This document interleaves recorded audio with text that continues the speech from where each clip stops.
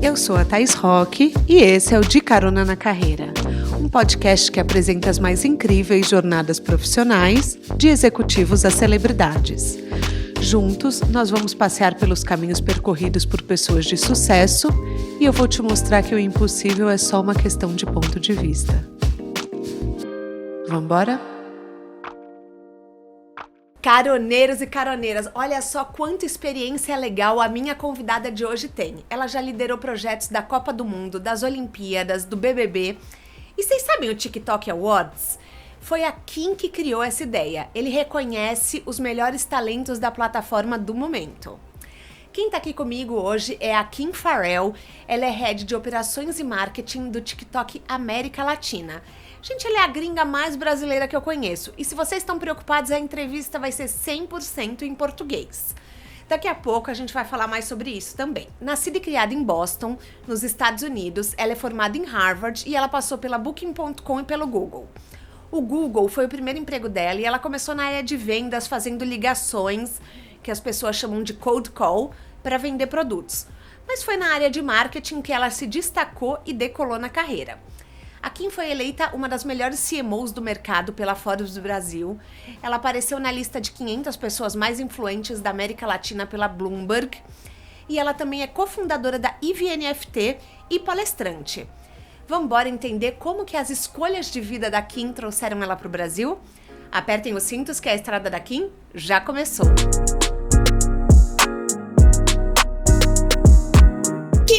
Seja bem-vindo ao De Carona na Carreira. Quer dar um oi pros nossos caroneiros? Oi, gente. Muito obrigada pelo convite. Gente, a gringa mais brasileira que eu conheço. Já falei na abertura isso.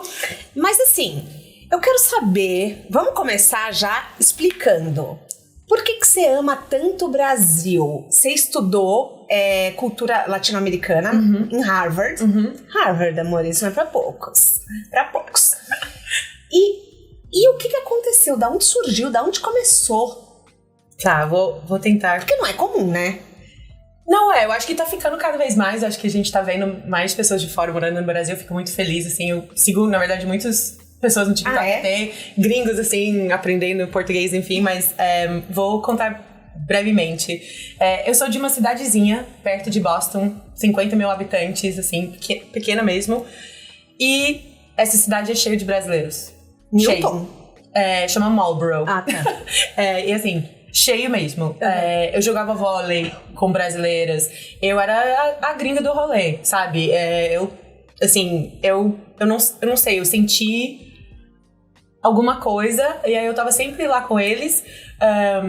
Não entendia nada de português, tipo, nada mesmo.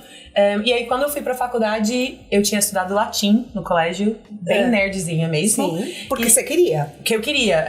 Latim é muito prático pra várias coisas depois, assim, medicina, direito. Eu não sabia muito o que eu ia estudar e latim dá essa base. E aí, eu fui pra faculdade e eu falei, vou aprender uma língua que as pessoas falam, né? E no seu entorno, todo mundo falava português. Falava português. Só que eu comecei com espanhol. Tá. Eu achei que espanhol ia ser mais prático também. Todos os dados que falavam no mercado, da praticidade de falar espanhol. Comecei a aprender espanhol e eu gostei muito. Eu fiz um intercâmbio na Argentina. E eu voltei e todos os meus amigos brasileiros falaram assim, Kim, como assim você é nossa amiga há, sei lá, 6, 7 anos e você vai aprender espanhol?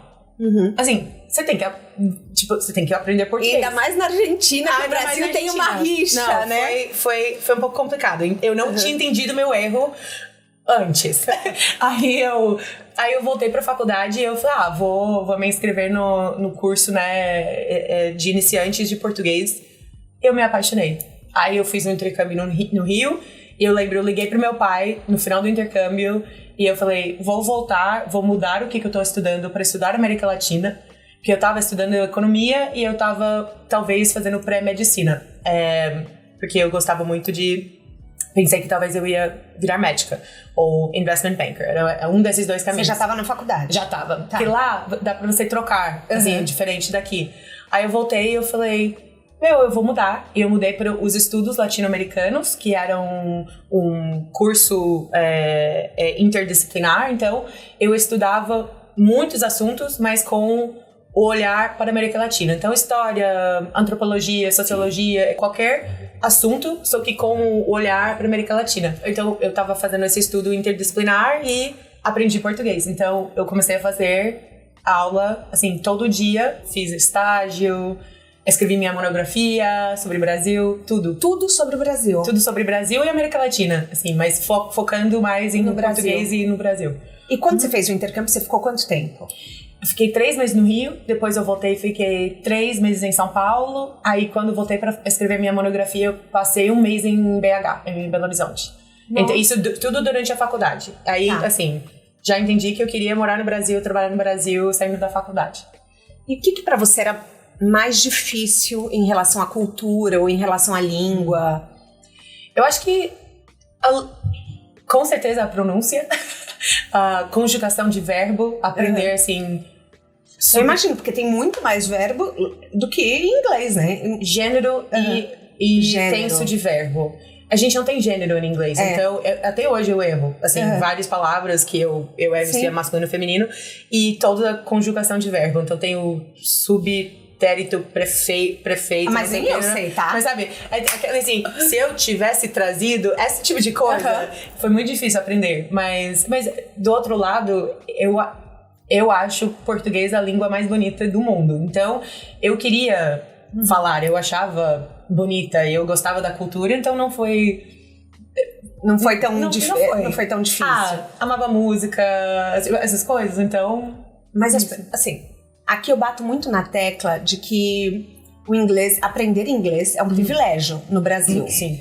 Entendeu? Porque não são todas as escolas que têm, as pessoas que são de diferentes classes sociais às vezes não conseguem aprender. E quem aprende fica muito preocupado com o sotaque. Quer ser americano de todo jeito, sabe? Tipo, uma pessoa quer chegar e quer passar desapercebido.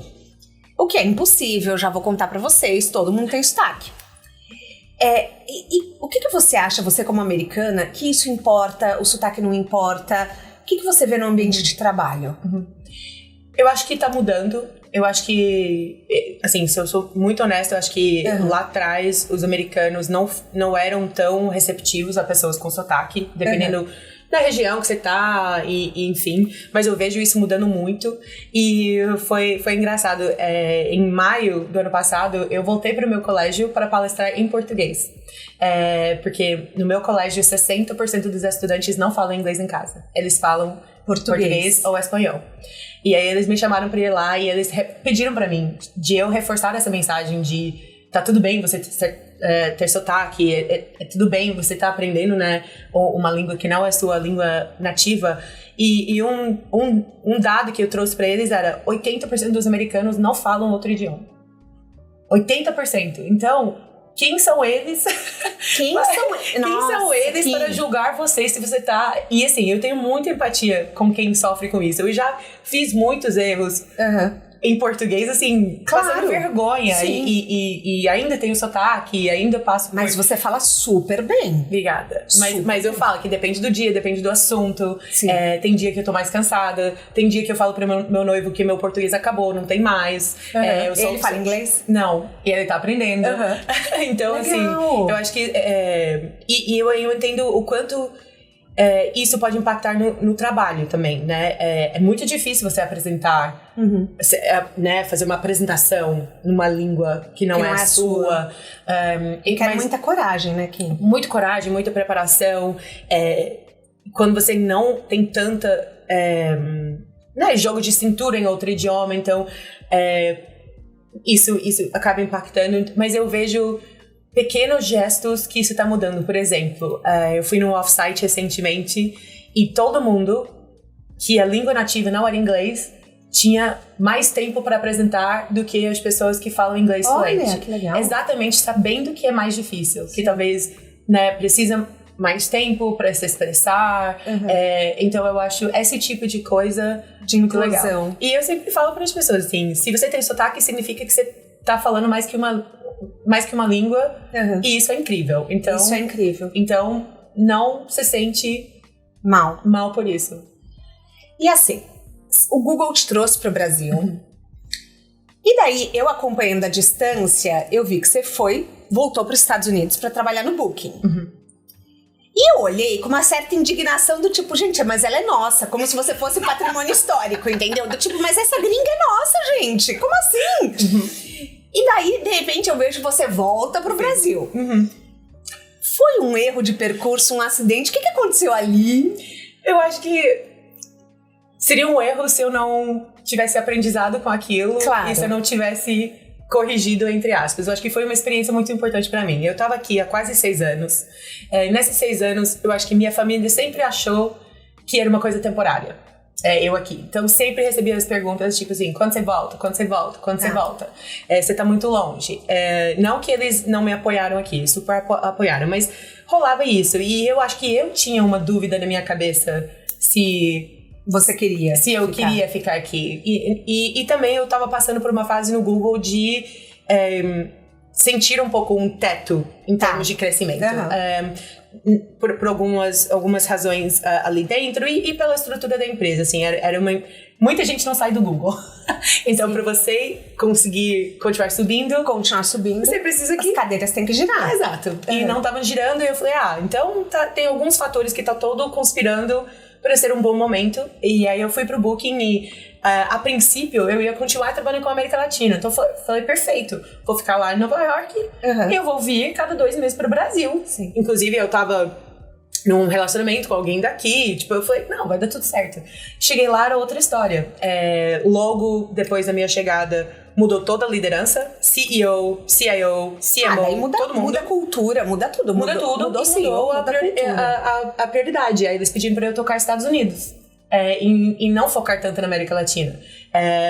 E aí eu comecei a ir pra Amsterdã todo mês, que pode parecer legal, e é legal as primeiras vezes, tá? Mas assim, 9 vezes no ano não é. Sim, eu imagino. E eu comecei a me sentir eu senti muita falta daqui. E eu percebi que eu realmente passei minha vida adulta aqui. Então, meus melhores amigas, amigos, meu networking, meu jeito de trabalhar, o que eu gosto na vida, era tudo aqui. Aí eu fiquei mal lá mesmo, assim, eu não fiquei muito feliz. E eu vi isso e foi engraçado, eu conto essa história. Minha mãe e minhas irmãs foram me visitar em Nova York e a gente saiu pra brunch. E elas olharam pra mim e falaram, você não tá feliz aqui, né? Você quer voltar pro Brasil? E eu chorei, eu falei, quero sim. Aí eu tinha a aceitação delas, que era melhor eu aqui. Não, e você tá com alguém que te conhece, que sabe te ler. E você poder desabafar e falar, cara, é o emprego dos sonhos de muita gente, mas não é o meu. Não é o meu. E isso, às vezes, a gente fica numa questão porque parece que a gente é ingrata. E daí você fala, nossa, tanta gente queria estar viajando 9 vezes por ano. Super. Pra Amsterdã, mas pra mim não. Pra mim não. E eu acho que lá, assim, eu tive um chefe incrível. Ele me empoderava muito. Eu aprendi muito sobre o business, né, de turismo, de hotelaria. No Google eu só trabalhava com produto grátis, né, aplicativo. Lá eu tava falando sobre EBITDA e, né, assim, realmente entendendo um P&L. Então, eu aprendi muito nesse curto espaço, mas vida pessoal, Kim, não foi legal pra mim. Não foi. E daí você começou a aplicar pro TikTok enquanto você ainda tava no Booking? Então, Conta esses bastidores que eu amo uma fofoca. Eu quero saber. Então, eu lembro, eu baixei TikTok em novembro de 2019. Tá.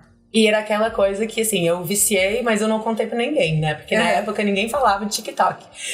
Eu entrei quando era Musical.ly ainda, tá? Então, eu sabia da existência do Musical.ly, mas eu nunca entrei no Musical.ly. Eu lembro eu estudando Musical.ly quando eu tava no Google, né? Pra entender a ferramenta. A ferramenta. Aí eu baixei e, cara, eu comecei a gastar muito tempo no TikTok. E eu vi que o impacto que tinha em mim era positivo. Sim. Eu saía mais leve, mais feliz. E aí eu falei, cara, tem alguma coisa aqui. Aí eu comecei a entender mais e eu vi que tinha uma vaga que era Head de Marketing do Brasil TikTok. Eu falei, essa vaga é minha. Essa sou eu. Aí eu vou voltar ao mundo da internet, de criadores, que é a sua cara. Tudo. Eu, assim, eu sou, assim, super heavy user de todas as plataformas, assim. Sim. Sim. é vergonhoso olhar o tempo de celular que eu passo, mas tudo bem.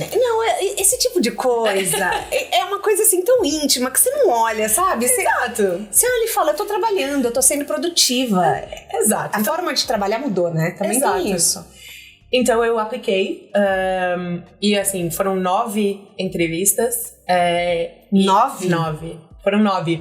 Eu entendi depois que, na verdade, a vaga mudou. Não era mais marketing Brasil, TikTok, era marketing Latam, ByteDance. Então, assim, era um pouquinho...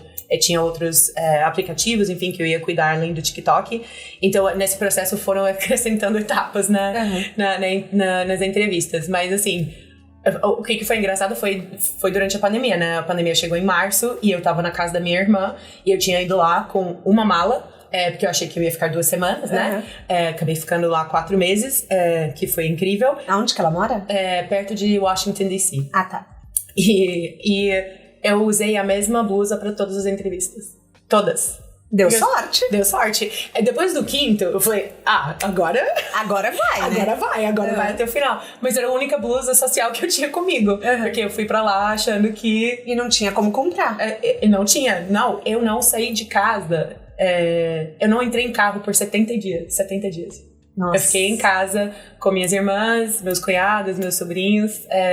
Mas assim, então fiz todas as entrevistas da casa lá, que foi muito legal também passar a experiência com minhas irmãs. Elas me incentivando no processo. Vibrando por você, né? E eu lembro o dia que, né, recebi a notícia que eu passei. Assim, eu tava com elas, então foi muito legal. Mas sim, foi quando eu tava dentro do Booking. Mas meu chefe sabia. Ele entendeu que ele entendeu que eu tava indo super bem no Booking, mas ele viu que você não tava feliz. Não era o que a gente alinhou, que ia ser... tá. Tem isso também, né? Que muita coisa mudou, as expectativas, e também hotel durante a pandemia não foi... Nossa, é verdade. Então meio que também sabia que ia ser uns anos meio difíceis lá também. Sim. Então faz total sentido. E assim, muita gente quer ir para os Estados Unidos, quer fazer esse caminho contrário. Então, assim, as pessoas sonham em ser expatriadas, vão para multinacional só para ser expatriadas. As pessoas devem te perguntar, e eu também não seria diferente aqui, o que o Brasil tem que nenhum lugar tem? Então, eu super entendo a vontade de ir pra fora, ir pros Estados Unidos, e eu reconheço que tem coisas lá que são diferentes daqui, que não tem aqui, e eu ainda me considero americana, sempre vou ser, eu não trocaria por nada. Mas eu acho que às vezes, eu acho que o Brasil tem umas coisas que nenhum lugar realmente tem. A paixão dos brasileiros e a conexão, assim, interpessoal aqui, é outra coisa. Assim, eu acho que as conexões que as pessoas têm, a felicidade que tem pela vida, independente das condições, das circunstâncias, das situações, assim, o brasileiro sabe viver. Acho que é isso. Então, eu, né, vindo da cultura americana, que é muito rígida, mais fria, até mais competitiva, em vários... Muito mais. Eu vi o quanto que essa cultura aqui me fez bem. Eu virei uma pessoa mais leve. Algumas pessoas vão discordar com isso. Uma pessoa mais paciente. Foi pior, tá, gente? Pensa que podia ser pior. Então, assim, tá ótimo do jeito que tá. E eu acho que tem isso. Acho que tem uma criatividade aqui, assim, sem igual no mundo. E isso é muito legal, até pro TikTok. Mas, assim, a gente brinca sobre o jeitinho brasileiro. Gente, isso é criatividade. O brasileiro é o ser mais criativo, mais inovadora, mais, assim, gambiarra, faz acontecer, sabe? Eu acho que essas coisas me atraíram muito aqui, e eu acho que também, se você olha globalmente, mundialmente, o Brasil é um dos mercados que mais tem potencial. Sim. Então, até quando eu cheguei aqui em 2011, ou quando eu comecei acho que em 2013, mas quando eu comecei a estudar Brasil em 2008, 2009, 2010, ninguém entendeu por que eu estava estudando Brasil. Era antes de todas aquelas capas das revistas que saíram depois, e o mundo acordar, eu acho que do poder e o potencial do Brasil. Então eu senti muito sortuda que eu descobri essa paixão antes, mas eu acho que ainda continua com muito potencial como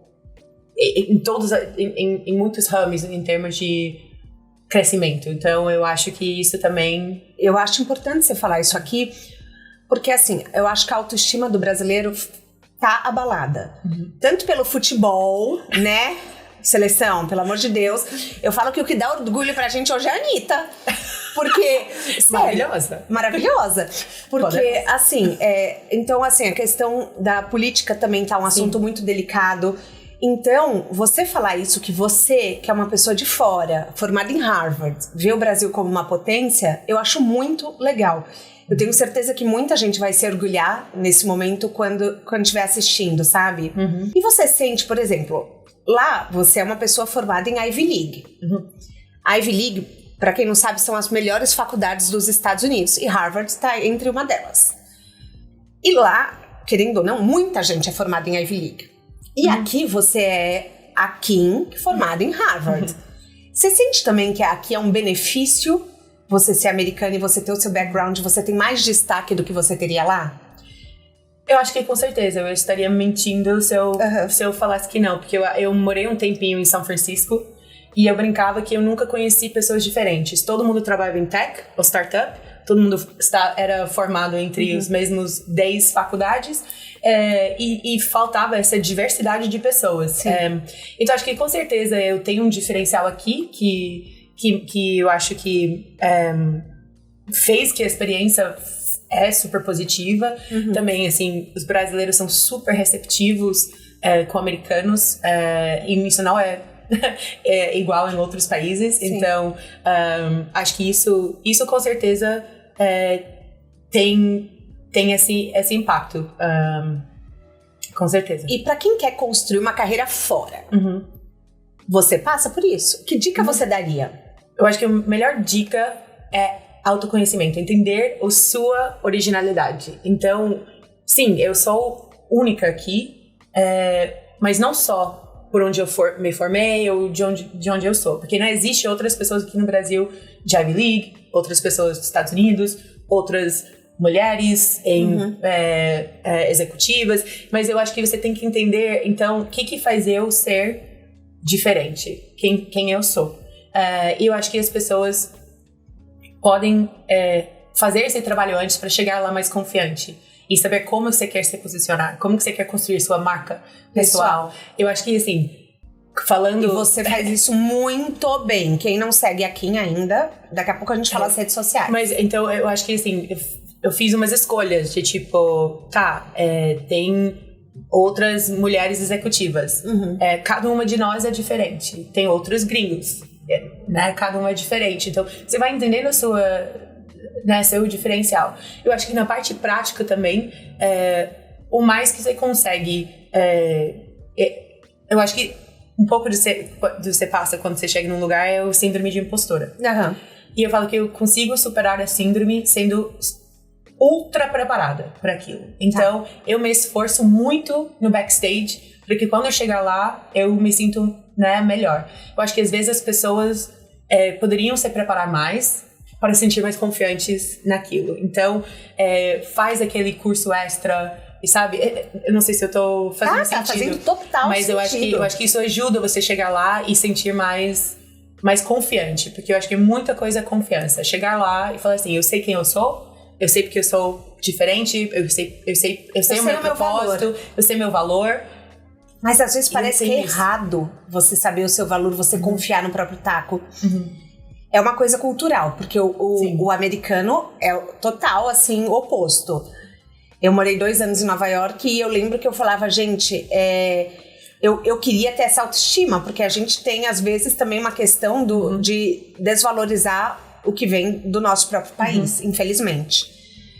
Mas é uma coisa que, às vezes, a gente tem que trabalhar dentro da gente, que tudo bem a gente ter orgulho. Sim. Que somos boas profissionais e ninguém precisa ter vergonha disso, né, Kim? Então, eu acho muito importante você trazer essa mensagem, porque ainda é raro quem bate no peito e fala, não, eu me garanto. Mas eu acho que também, especialmente para mulheres. Mulheres que falam das suas conquistas, falam com propriedade, com confiança, muitas vezes são vistas como arrogantes. Concordo. agressivas, e muitas vezes por outras mulheres também. Eu acho que a gente tem que saber que é isso. Até tem um workshop chamada I Am Remarkable, que foi criado por algumas mulheres no Google e hoje, assim, fazem várias empresas.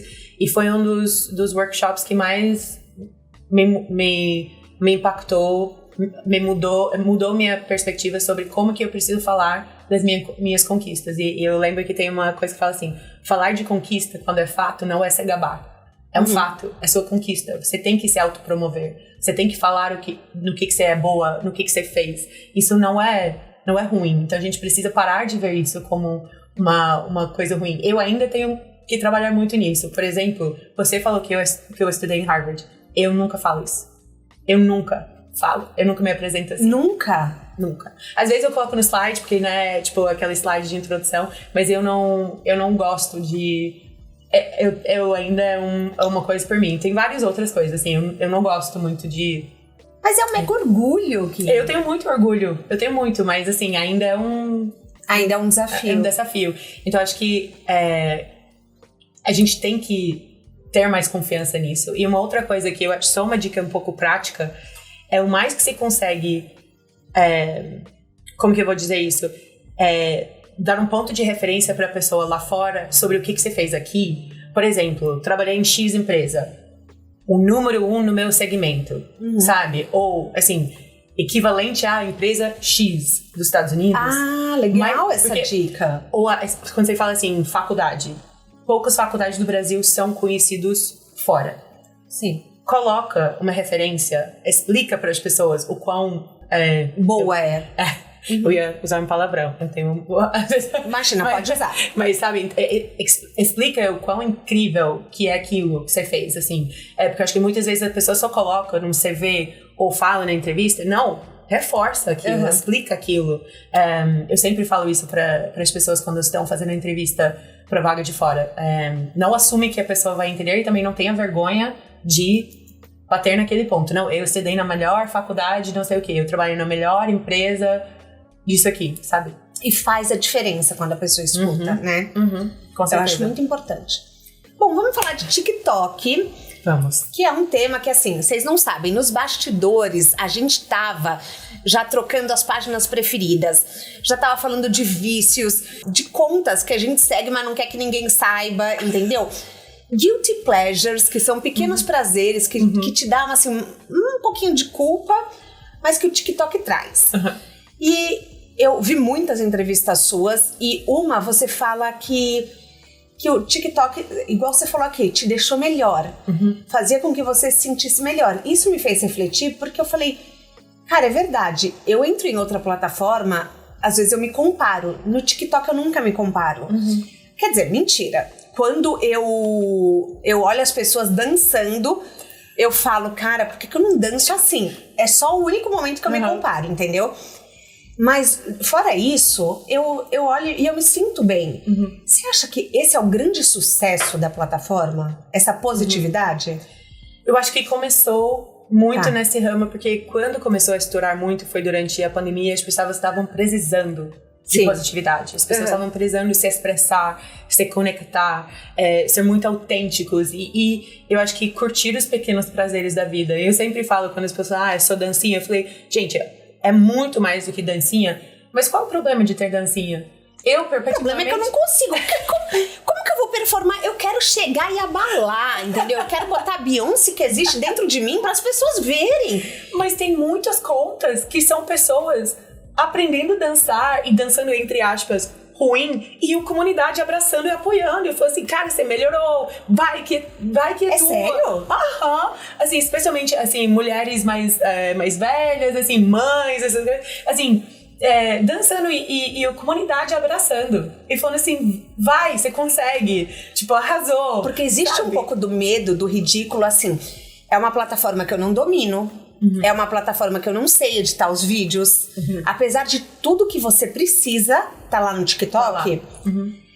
Eu me sinto uma dinossauro da internet quando eu mexo no... Não, só quando eu assisto, não. Mas quando eu falo, vou postar alguma coisa, eu falo, meu Deus, isso aqui é muito difícil. Você acha? Eu sinto isso. Eu não sei por quê. E daí, a Thaís, que trabalha comigo fazendo as redes sociais, ela faz um vídeo em, tipo, sei lá, em 20 minutos ela edita o vídeo e eu falo, cara, como que isso acontece? Então, eu acho que eu preciso ver mais tutoriais, sabe? Acho que você tem que ir testando também. Você vai entender seu jeito. Tipo, tem algumas transições que eu já tentei fazer e simplesmente não funciona. Tipo, não consegui. Mas tudo bem. Mas eu acho que, voltando no que a gente tava falando, eu acho que começou muito com isso, de positividade, de autenticidade. Eu acho que acho que pra mim o grande segredo ali que rolou foi também que não era sobre a sua rede, era sobre o conteúdo. Então, o que a gente tava falando antes de se eu assisto o meu For You. No TikTok, pra quem não sabe, tem uma página, pessoas que você segue, e outra que chama Para Você, ou For You. E eu, Thaís, só fico nessa For You, porque parece que o algoritmo do TikTok é tão bom que ele me mostra o que eu quero ver sem eu nem saber. Eu falo, gente, isso aqui é bárbaro, é maravilhoso. E eu descubro mundos paralelos, que era o que eu tava te falando. Então eu acho que é isso, eu acho que ajudou as pessoas a abrir sua mente para outras coisas, de conhecer novas vozes, de descobrir interesses que, assim, eu acho engraçado, assim, cada semana eu sinto que eu descubro um TikTok diferente, sabe? Uma conta, um tipo de conteúdo, né? Igual a gente tava falando antes, de tipo... E aí você vê aí você vê outra, aí do nada você tá assim, nossa, não sabia que eu amava isso, sabe? Até tem um que é engraçado que são dois caras, vou ver se eu consigo explicar. Sabe quando em esporte eles escolhem os players dos times, os jogadores do time? Em primeiro lugar vou escolher essa, aí você escolhe, meio que na escola que fazia isso também pra escolher os times. Eles fazem isso, mas fazem com coisas aleatórias, tipo, vamos fazer agora de cereais. Aí eu vou falar assim, eu pego Cheerios. Aí você, poxa, eu pego Cheerios, tipo, a melhor escolha. Eu vou pegar, sabe, assim... Ou pasta de dente. Já fizemos de pasta de dente. Aí eu vou falar assim, eu peguei Colgate. Aí você, ela pegou. Eu tô explicando, vocês vão falar assim, que bosta esse conteúdo. Não é. Não é, eu sei, hilário, eu entendo. Hilário. Assim, eu comecei a ver 20 vídeos numa semana desses dois caras e eu chorava de rir com todos. Então eu acho que tem um pouco dessa de ser leve, mas também ser, às vezes, útil, informativo. Eu aprendo muito no TikTok hoje, aprendo mais no TikTok do que qualquer outro lugar, de coisas novas. Então acho que foi um pouco isso. Eu me prolonguei, mas eu acho que foi um pouco isso. Mas eu vi outro dia que o TikTok concorre com o Google como ferramenta de busca. E eu fiquei chocada, porque eu não sei usar o TikTok dessa forma. Eu queria pedir pra você me ensinar. Por exemplo, o que é quando você quer... Quando que você usa como se fosse busca? Perfeito. Eu vou trazer o exemplo que me marcou muito pra mim mesma. Tá. Eu tenho um molho de salada que eu amo dos Estados Unidos. Tá. E eu não achava aqui no Brasil. Então, cada vez que eu fui para os Estados Unidos, eu trouxe de volta comigo umas garrafas desse molho. Aí, esgotou, eu falei, eu vou aprender a fazer molhos em casa. É fácil, molho de salada. O primeiro lugar que eu fui buscar foi o TikTok. Aí eu pensei, opa, eu mudei meu comportamento. Aí eu fui lá, tem uma lupinha, igual que tem em vários outros lugares, uma lupa, e você pode buscar. Mas você pode buscar por termos, você pode buscar contas, você pode buscar hashtag. E aí você vai ver vídeos relacionados àquilo. E aí você pode ir scrollando até você achar conteúdos que são mais relevantes pra você e o que você estava procurando. E a coisa mais legal pra mim hoje dá pra você salvar vídeo e criar pastas. Então, hoje... Jura? A gente chama de coleções. Tá. Eu tenho mais de 30 coleções. Eu tenho de viagem, eu tenho de moda, eu tenho de maquiagem, eu tô planejando meu casamento, eu tenho de casamento, eu tenho de receitas. Então dá pra você ir até organizando pra depois, quando eu quero voltar naquela receita, eu sei onde que é. Eu tenho coisas que eu vou comprar pro meu apartamento. Então eu organizo tudo nessas coleções. E uma coisa muito legal também da busca dentro do TikTok agora, dentro dos comentários de um vídeo, ele já faz um link para a busca relacionada. Então, vamos supor que o vídeo é sobre maquiagem. Tá. E é sobre contorno. Se você olha nos comentários, você vai ver que a palavra contorno virou azul e tem uma lupinha. E se você clica, leva para resultados de todos os vídeos sobre contorno. Então ele já entende que talvez o tema desse vídeo é uma coisa que você quer saber mais e ele ajuda você. Outra coisa que faz, se você olha no vídeo, tem uma barrinha, a barrinha de busca em cima de qualquer vídeo quando você tá scrollando, e ele dá um termo sugerido de busca. Se você só clica ali, ele já faz a busca para você. Então ele entende que tem umas buscas relacionadas àquele vídeo que você pode querer fazer. Então ele te incentiva, te ajuda a aprofundar naquele assunto, naquele tópico, naquele tipo de conteúdo. Então tem várias maneiras de você buscar no TikTok. Nossa, tô passada. Um mundo novo tá se abrindo pra mim agora, gente. O BOF, que é o Business of Fashion, fez uma reportagem que eu até compartilhei com você comentando, que os creators de TikTok estão tendo mais dificuldade de ter sucesso nas suas marcas. Então, por exemplo, a Edson Ray, que é uma TikToker bombástica, que hoje tem até reality show, ficou famosa pelo TikTok, né? Ela tem uma marca que não estava indo tão bem e que tá com essa dificuldade de fazer essa transição para o mundo dos negócios, que acontece mais fácil em outras plataformas. Como que o TikTok ajuda os creators dele? Como que funciona? Eu acho que também depende muito do creator, esse sucesso. Então, por exemplo, quando a gente pensa muito em quando uma criadora de conteúdo do TikTok faz uma colaboração com uma marca, a gente vê que o produto esgota. Tá. Assim, até a gente tava falando do Simple Organic, isso não é tão relacionado a um criador de conteúdo específico lançando sua marca, mas eu tava falando com a CEO do Simple Organic, a gente encontrou no evento, e ela me contou que tinha um produto que alguém gravou um vídeo no TikTok falando desse produto, falando que era como que fala? Concealer. Corretivo. Que tava ali há muitos anos. Assim, tava quase saindo de linha. Postou esse vídeo, viralizou no TikTok e eles ficaram com pedidos por 3 meses pela frente. Eles tinham que voltar a produzir esse conteúdo, colocar em destaque por causa de um vídeo do TikTok.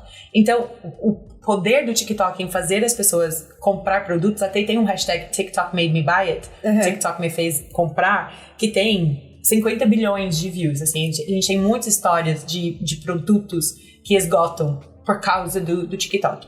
Mas eu acho que quando a gente fala de criadores de conteúdo, nosso foco muito é ajudar eles a profissionalizar seu negócio, conectando eles com marcas. Então a gente tem uma plataforma que chama TikTok Creator Marketplace, onde a gente faz essa conexão de marcas com creators, dos dois lados. Vamos supor que um criador de conteúdo tem uma ideia e precisa de uma marca para... ele pode buscar? Pode postar na plataforma e uma marca pode falar assim, eu vou.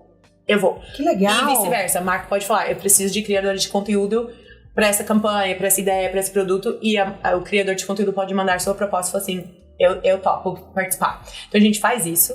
Também, semana retrasada, se não me engano, a gente lançou uma plataforma que chama, uma plataforma que chama tiktokparavocê.com.br, e é um lugar só para empreendedorismo, só para empreendedores, para entender como construir seu pequeno, médio negócio no TikTok, com todas as ferramentas. TikTok para você.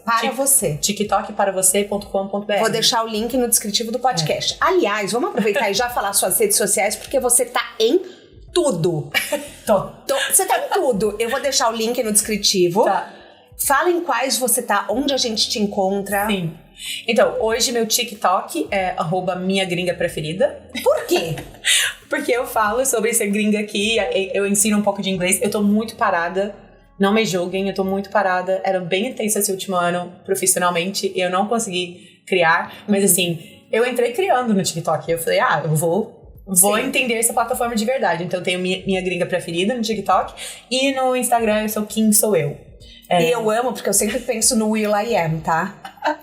Sempre penso. Sempre que eu vejo Kim Sou Eu penso Will I Am do Black Eyed Peas, sabe? Era uma piada, porque quando eu cheguei aqui e eu falava meu nome, Kim, acho que quem? Kim.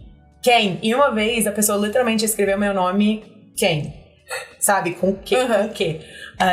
Então virou tipo piada. Porque, e se você... Quando eu entro em Uber ou qualquer coisa, Kim, sou eu. É minha resposta sempre. Aí virou uma piada, assim, Kim, sou eu. Aí virou meu Instagram. Não, como é o nome da minha musa? A Kardashian. A Kardashian. Então tocou o interfone hoje aqui e falou Kimberly. Eu falei, gente, eu nunca tinha percebido que ela tem o mesmo nome da minha musa. Tem mesmo. O dela é Kimberly Noel. Ela bombando me ajudou muito também aqui, porque as pessoas falam assim, Kim, eu falei... Igual Kardashian. Aí, tá bom. Aí, sabe? Tá vendo? Porque antes a outra piada era Kimberly Clark. Então é muito melhor ter um outro Kim mais... Nunca tinha pensado em Kimberly Clark. Não, é verdade. Não tem problema. Mas E a gente já falou que você fica muito na página do For You. Muito. Qual que é seu vício do momento no TikTok? Ah, não, pera. Só suas redes sociais? Você só tá no TikTok e no Instagram? Eu tô no LinkedIn também. Tá no LinkedIn. Kim Farrell. Eu tava no Clubhouse, mas meio que parou. Quais outros que tem? Eu acho que só. Eu acho que só. Acho que só essas. Não, então tá bom. Mas eu acho que eu vou abrir um novo TikTok. Eu tô com umas ideias aí. Então, quem sabe, em algum momento... A gente também vai abrir um de carona na carreira. Fiquem ligadas. E qual que é seu vício do momento na sua For You? Essa semana, estourou um novo criador de conteúdo nos Estados Unidos. E é assim, história do nada. Essa semana passada, ele estourou. E assim... Vocês recebem reports, assim, tipo, de quem tá estourado? A gente entende pelo comportamento da comunidade. Mas assim, eu entro todo dia pra ver os vídeos dele. E eu vou direto na página dele mesmo. Tipo, pra ver se eu perdi algum vídeo. Eu preciso ver todos os vídeos dele. Ele chama Octopus Lover 8. Mas é comédia, assim.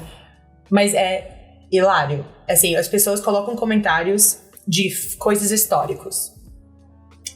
Momentos históricos. Ou cenários. Assim, por exemplo, Coca Light descobrindo que vão lançar Coca Zero. Aí ele faz um skit, né? Um vídeo, como se ele fosse Coca Light. Sabendo que Coca Zero... Então, tipo... Não, gente, de novo, não dá, às vezes não dá pra explicar um TikTok. Você tem que entender. Você tem que assistir. Você tem que assistir. Desculpem. Porque, né, também a explicação não faz jus a esse conteúdo. Ele estourou ao ponto de os Jonas Brothers fizeram um dueto com esse vídeo. Mentira! Virou uma série de conteúdos entre eles. Assim, todos as celebridades estão querendo criar com esse cara. Sabe a menina do Glee? Sei. Lea Michele.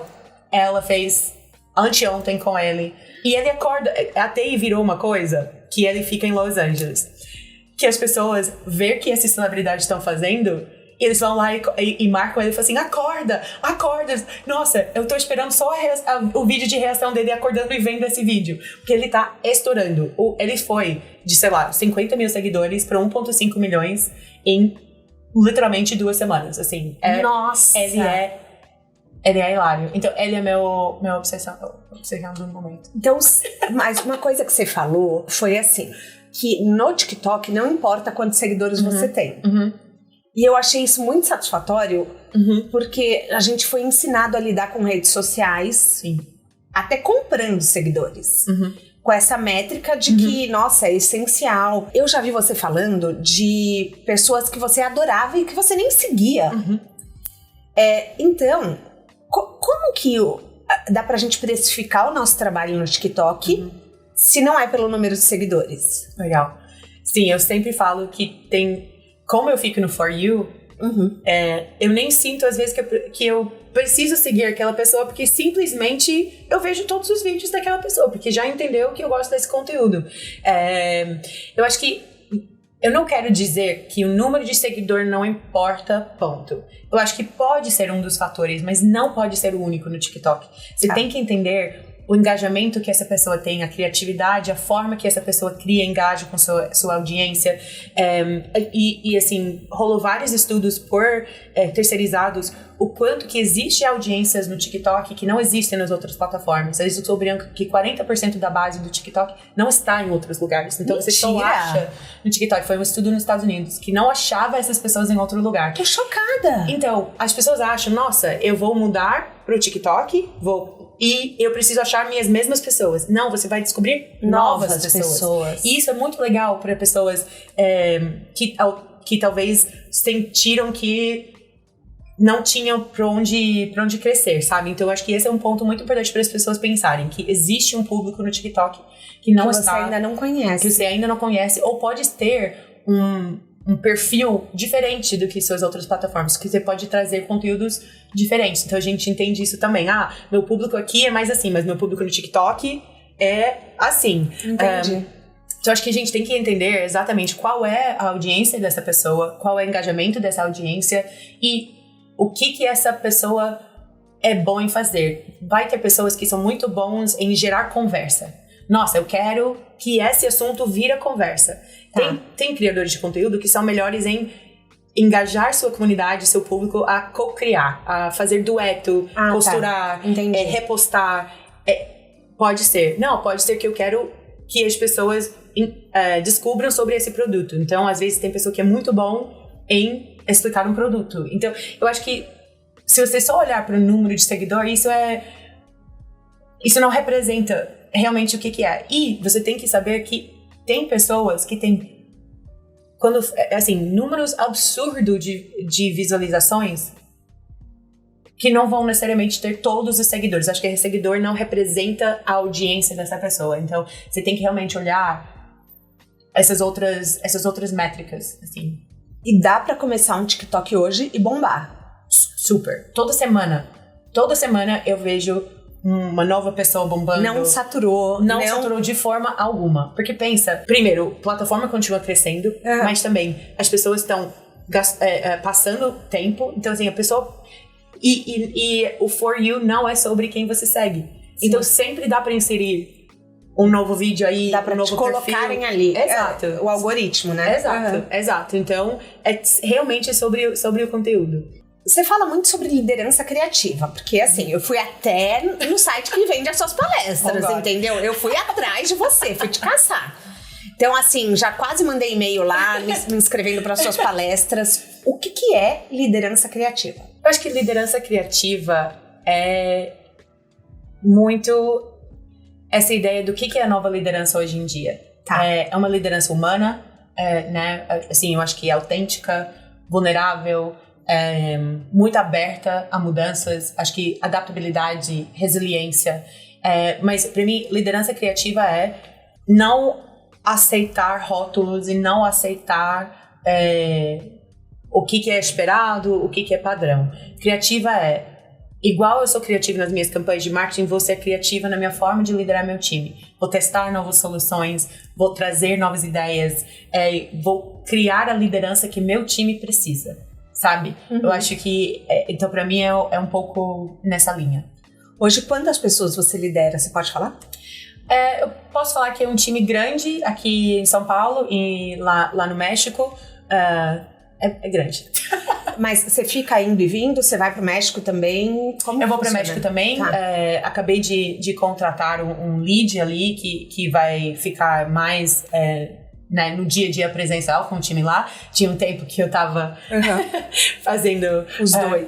Fazendo os três, fazendo né? Vários ao mesmo tempo. Porque eu vi que você também era temporada de América do Norte. Sim, pra marketing. Você nunca teve um burnout? Eu tive, recentemente, no final do ano passado. Porque eu imagino, gente, sim. 3... Eu tive mesmo. 3 regiões? Uhum. Era muita coisa, assim, mas, assim, foi a melhor experiência, foi o ano de mais crescimento que eu tive profissionalmente, com certeza. Tá. Assim, eu fiquei muito feliz pela oportunidade e a responsabilidade. Uhum. Era muito legal também tocar mercados e times tão diferentes, porque foi muito nesse desenvolvimento, essa liderança criativa, entender que eu precisava ser um líder diferente em vários momentos, em várias camadas, em vários... Culturalmente, né? Culturalmente, até... Assim, eu acho que cada mercado funciona um pouco diferente em termos de relações com times cross-funcionais, em processos, em expectativas dos times. Então, assim, eu acho que eu aprendi muito resiliência, muito adaptabilidade nesse período, mas sim, eu passei por um burnout. Eu acho que eu até li, eu acho que a gente acha que quando você tem um burnout, você descansa por 2 dias, tira uns dias off e se volta. Não é assim. Na verdade, um burnout pode ter um efeito até de anos, porque assim, vira, né, meio que hábito, né, no seu corpo, você meio que aprende certos hábitos não tão saudáveis durante o burnout, então eu me considero ainda recuperando, pra ser muito honesta, mas foi incrível também. Eu faria de novo, acho que conta. Ai, Kim do céu, não fala isso, não vamos romantizar o workaholismo. Não, com aprendizados, cuidando mais de mim, criando alguns limites que eu não coloquei, que eu tô aprendendo agora. E tendo, assim, eu tive, obviamente, uma rede de apoio incrível nesse período, mas eu acho que eles várias vezes tentaram colocar limites e eu acho que só a gente coloca os limites para nós mesmos. Então, tô nesse processo de esse aprendizado. E vamos falar uma coisa, você é cofundadora da Eve NFT. Sim. Que em breve teremos um episódio sobre isso. Sobre NFTs, que eu quero entrar nesse universo para trazer para vocês. O que é a Eve? O que você faz lá? Você pode estar lá? Porque eu sei que você pode, porque você coloca na sua bio. Sim. Então, como que é? Então, Eve começou pela Cíntia, que eu acho que ela é incrível, minha amiga Cíntia, e ela chamou 10 mulheres para fundar o primeiro DAO só de mulheres do Brasil. O que é DAO? DAO é uma organização descentralizada, basicamente. Então, as decisões da empresa, entre aspas, são tomadas em conjunto. Então, ela chamou 10 mulheres pra gente abrir e começou muito focado em NFTs mesmo, pra gente não deixar as mulheres de fora, né, dessa próxima onda de tecnologia. Eu acho que a gente viu que muitas vezes as mulheres não têm uma representatividade significativa nessas inovações. E na época só tinha 4% de mulheres no mundo de NFTs. 4%? Uhum. Então a gente estava muito focada em a gente ter mais representatividade, mais igualdade, mais equidade, né? Eu acho que equidade é muito importante também. E não deixar essa onda passar e ficar 20 anos tentando fazer o catch-up para lá. Então a Cíntia trouxe essa visão de vamos começar juntas, cada uma vai entender um pouco mais aqui, um pouco mais ali, vamos juntar nossas experiências, vamos aprender juntas, e criou essa comunidade, que é uma comunidade incrível, e agora tá até expandindo para outros ramos. Tem a Eve Academy, que é para ser uma nova plataforma de educação, né, no mundo de hoje. Então começou assim, mas foi crescendo. Eu acho que é muito sobre o empoderamento das mulheres na tecnologia, e por aí vai, mas eu acho que elas vão contar muito mais para vocês. Tá bom, quero saber, mas você fica com a parte de marketing? Na verdade, a gente meio que divide, assim, não tem uma equipe que faz o marketing, eu tô muito mais ali pra tudo, assim, eu acho que a gente entra em tudo, então a gente ajuda com networking, a gente ajuda a engajar com a comunidade, discute tendências de tecnologia. Eu trago muito do que eu aprendi na minha carreira sobre tecnologia, trabalhando em várias empresas de tech. Então é isso. E sim, eu posso participar, eu tenho que declarar, tenho que deixar super claro. Eu acho que uma das coisas também na parte de liderança que é muito importante para mim é a integridade. Sim. Então, assim, para mim, ser muito transparente e sempre fazer tudo certinho é muito, muito importante. Você abre um pouco da sua vida nas redes sociais. Bastante, tudo bem. E assim, eu achei maravilhoso que você trouxe um tema importante para as mulheres hoje em dia, que é o congelamento de óvulos. Então, você, por motivos pessoais, decidiu fazer o congelamento. E eu queria trazer essa pauta porque eu vejo muitas amigas nessa dúvida, congela ou não. E eu sempre falo, congela, pelo amor de Deus. Tipo assim, quanto antes melhor, quanto antes mais fácil. Como que foi a sua decisão de abrir uma pauta tão íntima como essa? Eu acho que... Primeiro, obrigada. Eu fiquei um pouco ansiosa, eu questionava um pouco se eu deveria compartilhar isso. Mas uma das coisas que eu sempre pensei tem muito assunto que para a mulher é tabu, mas impacta muito nossas vidas e nossas carreiras e nossas escolhas. E a gente precisa conscientizar o mundo né, os homens, assim, sobre o que a gente passa, o que a gente enfrenta, especialmente como mulheres que querem, né, certas coisas, têm certas ambições na carreira, mas também porque acho que a gente não pode ter vergonha como mulheres, de falar sobre o que deixa a gente ser mulher. E isso é uma escolha importante. É um debate que eu acho que muita mulher passa. Quero ter filho, não quero. Quero ter agora, não quero. Quero chegar em certo lugar, vai dar se eu... E a sensação de você ter que abrir mão de uma coisa pra ter outra. Exato. É horrível isso. E o fato temos um relógio biológico. Sim. Que graças à ciência e à luta de várias gerações de mulheres antes da gente, tá abrindo esse caminho. Então eu achei importante eu não esperar daqui 10 anos para abrir e de revelar que eu fiz aquilo. Eu falei, cara, eu vou mostrar agora. Porque acho que um outro ponto importante muitas vezes a gente só reconhece as mulheres quando elas chegam no topo, quando vira CEO. E a gente não acompanha muito essa jornada. Eu acho que graças às plataformas, às redes, a gente tá se conhecendo mais cedo e fazendo até esses tipos de coisa de podcast e conteúdos para falar sobre isso. Mas eu sentia que eu não entendi muito bem qual era o caminho de começo pro CEO como mulher.